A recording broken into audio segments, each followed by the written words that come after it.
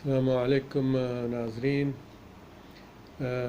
آج ہم بات کریں گے ایک بڑے ہی اہم ٹاپک پر جو کل جناب سوری شہزاد اکبر صاحب نے جو کل نیوز کانفرنس کی اور اس میں شریف خاندان کے اور خاص کر شہباز شریف مسٹر ٹی ٹی جو ہیں، جو مسٹر ٹی ٹی کے نام سے مشہور ہیں، ان کے بارے میں کل جو اتنا اتھینٹک ثبوت پیش کیا، لیکن پھر بھی ان کو داد دینی پڑے گی، ان کی ڈٹائی کی داد دینی پڑے گی، جو وہ سارے نون والے اپنی ایک ہی بات پر اڑے ہوئے ہیں کہ میں نہ مانوں۔ اور اس کے بعد یہ جو ہماری بہن ہے محترمہ مریم اورنگزیب صاحبہ، یہ تو خیر ماشاءاللہ انہوں نے تو ماسٹر ڈگری کی ہوئی ہے یہ جھوٹ بولنے میں، اور بڑے سیریس ہو کے جھوٹ بولتی ہیں۔ میرا خیال میں ان کو یہ جھوٹوں کی جو یونیورسٹی ہے نا، اس کا پرنسپل ہونا چاہیے، اور اس کا یعنی ڈین اس کا بنا دینا چاہیے اس کو۔ تو اسی طرح کل جو باقی صاحبان تھے، خاقان عباسی صاحب تھے اور دوسرے جو جتنے بھی ان کے کرتا دھرتا ہیں سارے، وہ سمجھ نہیں آ رہی ان لوگوں کو کون آ کے ثبوت دے گا، کہاں سے آئے گا؟ کوئی آسمان سے اترے گی کوئی چیز، کوئی آسمان سے وحی آئے گی ان کے لیے؟ نعوذ باللہ، ان کو کوئی اوپر سے عذاب آئے گا ان کے اوپر، ان پر کوئی شیطان اترے گا آ کے جو ان کو بتائے گا کہ یہ کیا کر رہے ہیں۔ ان سارے ثبوتوں کے باوجود بھی پھر بھی ان کو یہ کہتے ہوئے ذرا شرم نہیں آتی۔ ایک جو مسٹر بیمار تھے، جو جھوٹی بیماری کا بہانہ لے کے یہاں سے پوری قوم کو بیوقوف بنا کے چلے گئے، ایون کہ آج تک کوئی انکوائری نہیں ہوئی اس پہ۔ ہم بھی کچھ تحفظات رکھتے ہیں کہ بھئی انکوائری کیوں نہیں ہوئی، کوئی ڈیل تھی یا کیا چکر تھا اس کا، کہ وہ ایون جو جناب عمران خان صاحب کا ہاسپٹل ہے، ان کی لیب جو تھی وہ بھی کیا بک گئی تھی یا کیا چکر ہوا تھا، آج تک کسی نے اس حقائق کو سامنے نہیں لایا۔ لیکن امید ہے کہ انشاءاللہ تعالی پرائم منسٹر صاحب ان سب چیزوں کو سٹیپ بائی سٹیپ ضرور عوام کے سامنے لے کے آئیں گے۔ تو کہنے کا مقصد یہ ہے کہ یہ لوگ کس صورت مانیں گے، کچھ سمجھ نہیں آ رہی۔ لیکن ایک چیز کہنی پڑے گی اور میں ضرور کہوں گا کہ پتہ نہیں، خیر ہم جس سسٹم میں رہ رہے ہیں اس سسٹم کے مطابق سوچتے ہیں، لیکن حکومت کے اتنے ہاتھ بندھے ہوتے ہیں، یہ بات جو ہے نا اب سمجھ میں آ رہی ہے۔ دیکھیں، جو کچھ بھی کرنا ہے، حکومت کو پتہ ہے کہ یہ قانون اگر ساتھ نہیں دیتا ان چوروں کا محاسبہ کرنے کا، تو دراصل اس قانون کو چینج کرنا ضروری ہے۔ میں تو کبھی کبھار یہ بھی سوچتا ہوں کہ ہمارے پرائم منسٹر صاحب نے اپنی سادگی میں ایک ایسا کام شروع کر لیا جو بعد میں کرنا چاہیے تھا۔ جو پہلا سٹیپ تھا وہ اس چوروں کے قانون کو ختم کرنا چاہیے تھا۔ اس چوروں کا قانون ختم کر کے اس کے بعد ان سب لٹیروں کو ہاتھ ڈالنا چاہیے تھا، لیکن انہوں نے اپنی سادگی میں ان لٹیروں پر ہاتھ پہلے ڈال لیا، اور اب قانون کی جو پیچیدگیاں ہیں وہ سب کے سامنے ہیں۔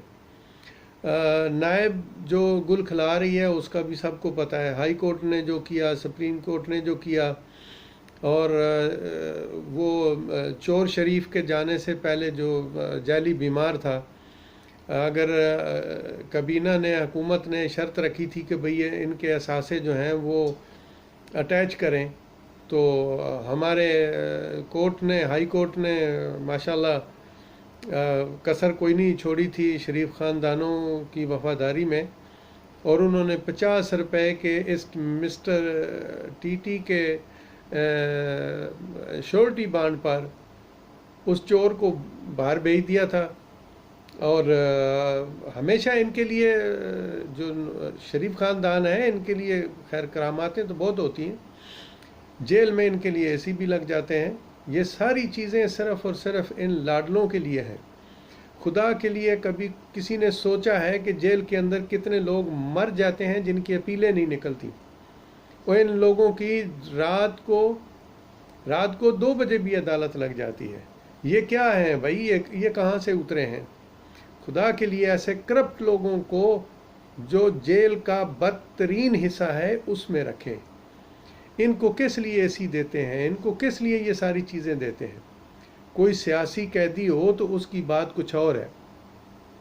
یہ سیاسی قیدی نہیں ہیں، یہ کرپشن کے قیدی ہیں. ان کو کرپشن کی جگہ پہ رکھا جائے، ان کو مجرموں میں رکھا جائے.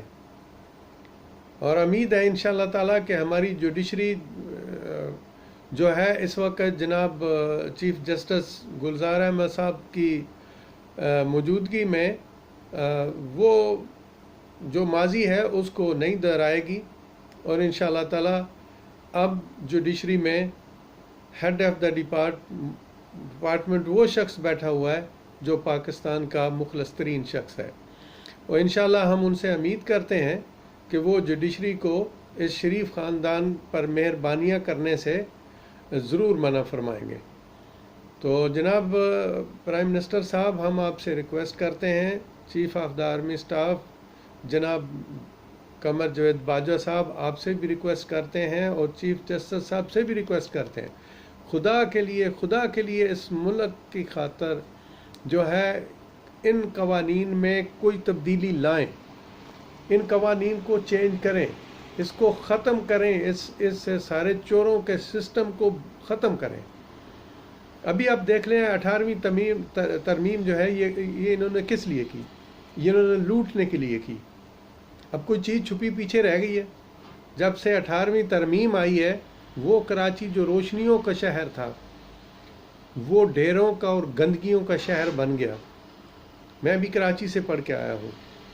ہم لوگ پنجاب سے جاتے تھے تو کراچی کو یہ سمجھتے تھے کہ کراچی سب غریبوں کی ماں ہے، وہ سب کو سنبھال لیتی ہے. اس ماں کا کیا حشر کیا اس پی پی والوں نے کہ انسان تصور نہیں کر سکتا. تو اس لیے خدا کے لیے کب آپ لوگ یہ کریں گے؟ یہ ایک نہ ایک دن آپ لوگوں کو کرنا ہی پڑے گا. اور کچھ نہیں ہوتا تو صدارتی نظام لے آئیں تاکہ ان کا محاسبہ ہو سکے. اس نظام میں آپ کسی کا محاسبہ نہیں کر سکتے. اگر ہم نیب کی کارکردگی دیکھیں تو 8-9 مہینے بندہ جیل میں رہتا ہے، اس کے بعد جب عدالت میں آتے ہیں تو پتہ چلتا ہے جی اس کے خلاف تو کوئی ثبوت ہی نہیں ملا. تو 8-9 مہینے اس شخص کو جیل میں کس لیے رکھا؟ دیکھو افسوس سے کہنا پڑتا ہے کہ خدا کے لیے ترس کھائیں اس پاکستان پر. پرائم منسٹر صاحب، آپ بہت صابر انسان ہیں، کوئی شک نہیں ہے، اور بہت ہی صابر انسان ہے. جتنی قوالیاں آپ لوگوں کی سن رہے ہیں نا شاید ہم لوگ نہیں سن سکتے. لیکن میرا خیال میں انف از انف، اب بہت ہو گیا. اب پلیز اس کا کوئی بندوبست کریں. جیسے بھی یہ نظام ختم ہوتا ہے اس نظام کو ختم کریں. ایک نظام لائیں جس میں ایک انصاف، لوگوں کو سستا انصاف مل سکے، جلدی مل سکے، اور یہ جتنے حرام زادے ہیں، جتنے چور ڈاکو ہیں، ان کا محاسبہ ہو سکے. ہر جگہ پہ بیٹھے ہوئے ہیں، صرف وہیں پہ نہیں ہے.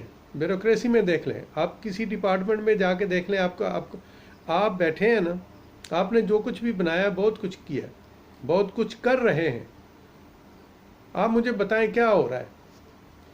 آپ کی جتنی ڈپارٹمنٹیں ہیں پرائم منسٹر صاحب، اس وقت پورٹل سسٹم سے لے کر نیچے تک کوئی بندہ کام نہیں کر رہا. میرے پاس اتنے زیادہ ثبوت ہیں ان چیزوں کے کہ میں ایک ایک بندے کی حرکتوں کو گنوا سکتا ہوں آپ کے سامنے. میں ابھی مجبور ہوں، اس کرونا وائرس کی وجہ سے کویت میں پھنسے ہوئے ہیں کیونکہ فلائٹیں نہیں ہیں، کچھ نہیں ہے. اور جیسے انشاءاللہ تعالیٰ اس وبا سے ہم نکلیں گے، میں پرسنلی آپ سے ریکویسٹ کر کے ضرور آپ کو ملوں گا، ساری صورتحال بتاؤں گا. میرے پاس اتنے پروف ہیں بیوروکریسی کے خلاف، اور آپ کی یہ جو بنائی ہوئی ٹیم ہے اس کے خلاف. آپ ٹیمیں بنا رہے ہیں، یہ ایک اچھا کام ہے، لیکن اس پہ جو کام کرنے والے لوگ ہیں وہ وہی لوگ بیٹھے ہوئے ہیں، یہ کام نہیں کرتے.